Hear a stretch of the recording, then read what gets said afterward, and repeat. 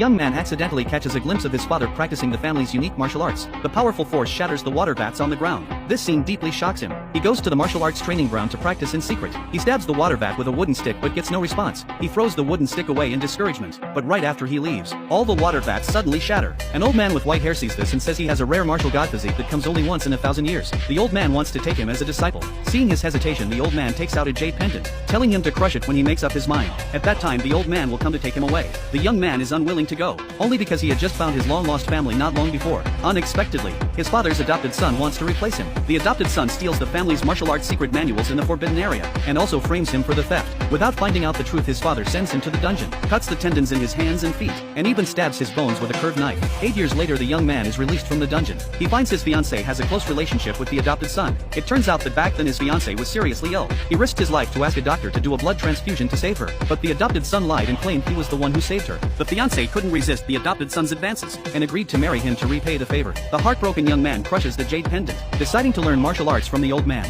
The adopted son doesn't see the young man at his engagement banquet. They go to look for the young man. They find the blood transfusion certificate and diary he left behind. Only then do they realize they have been misunderstanding him all along. After learning the truth, his father feels extremely guilty. His mother even cries and asks the adopted son why he did this. The fiancé slaps the adopted son, but when they chase to the pier, the young man has already boarded the old man's small boat. He changes his name and devotes himself to martial arts practice. 3 years later, with his senior sister by his side, the young man's martial god physique is fully activated. Even his white-haired master can't match him. The master passes the position of sect leader to him, and also tells him to attend the once every 3 years disciple recruitment ceremony. Learning that the adopted son will also attend, the young man decides to meet him. At the ceremony, when the adopted son deludes himself into thinking he can become the young man's fellow disciple, the young man descends from the sky in a very domineering manner. Everyone in the audience kneels down to worship him one after another. The adopted son steps forward to ask for guidance. The young man turns around and reveals his true identity. The adopted son is shocked when he realizes the sect leader is him.